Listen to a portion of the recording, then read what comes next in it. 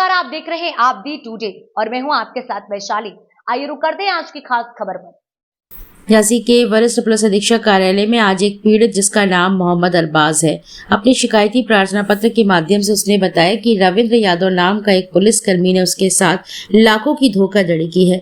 Arbaaz A to Z tour and travels नाम की company का संचालन करता है। रविंद्र ने उसके यहाँ से गाड़ियां किराए पर लेकर एक कंपनी में लगवाने की बात करके उन गाड़ियों को गिरवी रख दिया। 1-2 महीने गाड़ियों का किराया देने के बाद रविंद्र ने किराया देना बंद कर दिया। उसके बाद जब अरबाज ने उसे अपनी गाड़ियों का किराया मांगा तो उसने बताया कि उसकी गाड़ियां गिरवी रख दी गई हैं। कोर्ट के जरिए अरबाज ने अपनी 6 गाड़ियां छुड़वा ली। एक गाड़ी का अब तक कोई पता नहीं है। इसके अलावा रविंद्र ने इन गाड़ियों के ऊपर अपनी पत्नी के नाम पर धोखाधड़ी करके एक बैंक से लोन भी कराया था।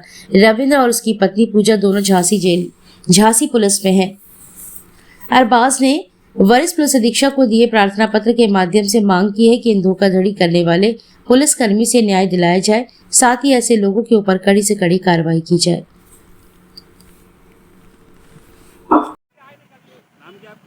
मेरा नाम मोहम्मद अरबाज है। क्या समस्या लेकर आए?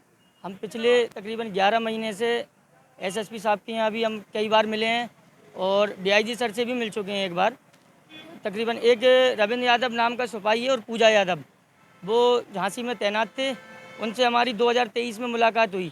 उन्होंने हमारे साथ टूर एंड ट्रेवल्स का काम किया था। तो उन्होंने हमसे बोला था कि हाथरस के रहने वाले हैं, उन्होंने हाथरस में हमारी गाड़ियाँ लगवाई थी।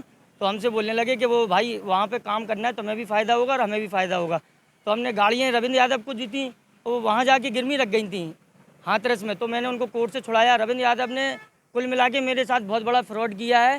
तकरीबन 38-40 लाख रुपए का समथिंग का फ्रॉड किया है रविंद्र यादव ने। तो मैंने इसकी शिकायत कई बार की है और मुझसे उल्टी डिमांड 45 लाख रुपए की कर रहा है और जगह जगह से हम पे दबाव बनवाता है। एक सिपाही है यादव है, उसी का रिश्तेदार है, मिनरवा चौकी पर है। वो हमें बार बार कहता है कि मामला निपटा लो वरना तुम्हें झूठे मुकदमे में फंसा देंगे। तो मैं अभी कप्तान साहब के पास गया था और विपक्षी भी वहाँ पर खड़ा हुआ था। तो कप्तान साहब ने मेरी भी सुनी और उनकी भी सुनी। तो कप्तान साहब ने मुझे आश्वासन दिया है परेशान ना हो, इस पर सख्त कार्रवाई होगी, इसको बर्खास्त कर दिया जाएगा। अभी मेरे सामने बोला है। सीओ साहब ने भी इसकी जांच की थी, उसमें दोषी पाया गया हुआ है। ये सस्पेंड चल रहा है अभी। और इसने एक फ्रॉड और किया है, अपनी बीवी के नाम पर एक लोन कराया है पुलिस की दम पर और गाड़ी नाम कराई नहीं है। अपने बीवी के अकाउंट में हमने जो गाड़ी दी थी रेंट पे, उस पर लोन करा लिया है अपनी बीवी के नाम पर। उसमें पैसे आए हुए हैं, मैंने दिए हुआ है, उसमें सारे मैंने सबूत भी दिए हैं।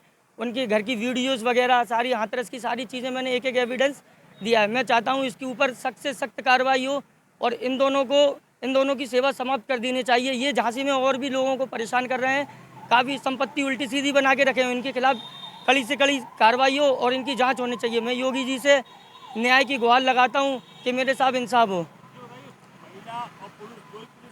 दोनों लोग पुलिस में हैं और दोनों लोग मुझे जगह जगह से दबाव बनाते हैं। तकरीबन 10-12 साल से झांसी ज़िले में हैं वो दोनों लोग और वो कोर्ट में भी रहा है। कोर्ट में मुझे एक बार उसने दोनों लोगों ने मिल के मारा है और चौकी इंचार्ज ने जाँच की थी। मेरे साथ गए थे चौकी इंचार्ज साहब, 1 महीने तक जांच चलती रही और फिर उसके बाद में वो बोलने लगे कि चल रही है। उसके बाद उन्होंने सीसीटीवी फोटोज निकाले नहीं है। दोनों लोगों ने मुझे न्यायालय के गेट पे मारा था। यानी ये इतने बड़े गुंडे हैं कि न्यायालय के गेट पे भी मुझे मार रहे हैं। उसमें LIU जाँच भी हुई थी, सारी जाँचें हुई थी, मगर उसका पता नहीं चला मुझे। मगर CO साहब की जाँच का पता है कि उन्होंने मेरी निष्पक्ष जाँच की है और उसमें उसको दोषी ठहराया है। मैं कार्रवाई चाहता हूँ कि इनके खिलाफ सख्त से सख्त कार्रवाई हो और इनको इनकी सेवा समाप्त कर देनी चाहिए। पुलिस के नाम पे उल्टा सीधा कर रहे हैं ये।